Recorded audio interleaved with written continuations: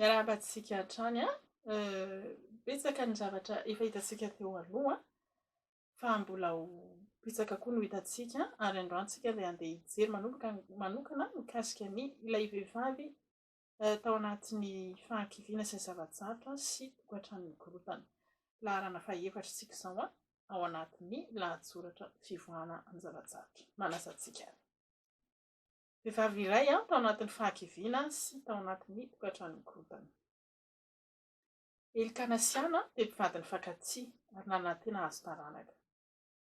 Nandeha nefa ny taona fa tsy nety nahazo azy izy roa. Ary satria moa izany ny fomba tamin'izany sady neken'ny fiarahamonina dia nakavady hafa elikana dia hipenina mba ahazoany taranaka. Nanome zanaka maro azy hipenina. Nefa moa izy dia vady faharoa fotsiny ihany. Izay no tambiny fampirafesana. Nahatsiaro voelikilika sy kivy hipenina satria ihana ilay momba no tian'ny elikana. Teo eo amin'ny toerany ihany izy. Teo ary no niseho ny tantara nampalahelo roa sosona dia ny tantaran'ilay vehivavy tsy niteraka sy ilay tokantrano tsy misy firarahina. Nandalo sendra sy olana maro ihany. Fantany fa izy no tian'ny elikana ary naniry mafy ny amalifity azy izy amin'ny fanomezana azy zanakalahy. Fantany tsara ny fanehoam-pitiavana nomeny vadiny azy. Namporisika azy sakafo, manontany, mahatonga azy sy malahelo am-po, na dia fantany tsara aza ny antony, manome lanja ny tena ny elikana. Indray mandeha isan-taona dia omeny elikana anjaran-droa izy, tranga izay mampatetritra mafy ny rafy vaviny. Ity farany dia nanao izay mampanosoro matetika ny any amin'ny fiteny sy amin'ny fihetsika dia asehony penina ny ara-tsy toetrany izay tena igagana. Faly izy raha aheno any ana hanozona an'Andriamanitra. Ny fiheveran'ny ana ny tena no lavo. Ny teny maharary satria eniny dia nahatonga azy hitahiry izany rehetra izany ao am-po ka mampahory azy tanteraka. Lasa nangidy ny fiainany ary namely teny izy. Isan-taona dia miakatra manatitra fanatitra amin'ny tempolon'ny Silo elikana. Nandritry ny taona maro dia niafy ihana fa tamin'ity kosa niditra tao an-tempolo izy.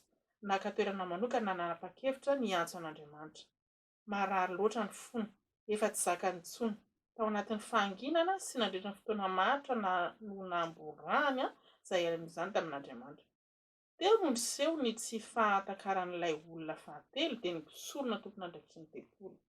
No hamavainy ny fanatanterahany ny asany satria efa nahazo anjara ampy izy noho ny fomba ratsin'ireo zanany lahy. Ny teny tamin'ny ana tsy misy indra fo izy fa no heveriny ho mamy ana raha izy mivavaka manginy. Vao maika koa fanameloana hafa nanampitrotraka ny any izany. Rehefa nanazava tsotsotra izy ny antony ny vavahany ihany dia nanajanona ny fanaon'ilay mpisorona ary nankahery azy koa tamin'ny fanambarana fa ho tanterahan'Andriamanitra ny vavaka nataony. Nitsanga ny ana, navelany daholo ny nampahory ny fony ary dia lasa izy ka nisakafo amin'izay. Niova ny tarehany, ny vavaka ny fanalahidiny izany.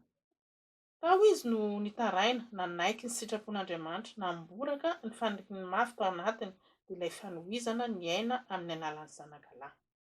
Nefa dia zavatra mifanohitra amin'izay no lazaina. Raha mahazo zaza io aho dia atolotro ho anao. Omeko anao, atokako anao izy tamin'Andriamanitra. Ary manomboka izao dia tsy adiny intsony izany fa adin'Andriamanitra. Tena ohatran'ny ady mihitsy ilay vavaka nataony ny afara tamin'ny fanolorana fanatitra. Ambonin'izany tsy fantany akory fa efa faminaniana io adiny io ary mahakasika ny firenena iray manontolo. Samoela, ilay valimbavaka dia lasa mpaminany sy mpitarika an'Israely. Nataony ana loha laharan'Andriamanitra sy ny sitrapony ary dia hitany ny voninahiny. Ny fanatanterahany ana ny voadiny no nitondra ny fitahiana teo amin'ny vahoakany. Natolony an'Andriamanitra ny zanany lahy ary dia nomen'Andriamanitra zanaka hafa marobe izy avy eo. Farany, raha tojo-zavatra tsy hay vahana na raha mandalo fahoriana laly ianao dia amboray amin'ny tompony manjo anao ary ataovy loha laharana hatrany izy. Ho tsara ny sitrapony aminao, atolory azy ny zavatra rehetra ary miandrasa valimbavaka. Anova ny fiainanao izany valimbavaka izany. Jeremia 7:27-20 miavao isa-maraina. Miavao isa-maraina. Aza vela hangalary ny hafa ny fiadanam-ponao amin'i Jesosy, na koa ny fifaliany tsy toa ao anatinao. Tompony teny farany Andriamanitra. Ny fijerena sy ny fahantakarana ara-baiboly ny zava-mitranga no tarika antsika ijoro sy ijerevantsika amin'ny fomba hafa ny zava-misy ankehitriny ka nome hery antsika hiasa sy hiandry ny fiverenan'ny tompo. Farany, aza adiny mihitsy fa miverina 5:20 anatin'ny baiboly hoe aza matahotra.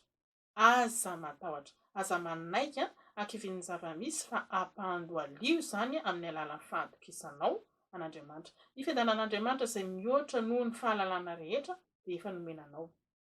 Fiadanana izay manana ny hery rehetra ampitsahatra ny ayay sy ny fifandirana ao anatinao rehetra.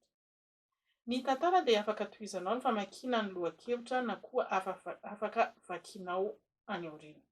Misaotra anao izay manaraka anay tsy tapaka ary mamerina hatrany aminao fa ny chaîne fanosorana fiainana dia maimaimpona.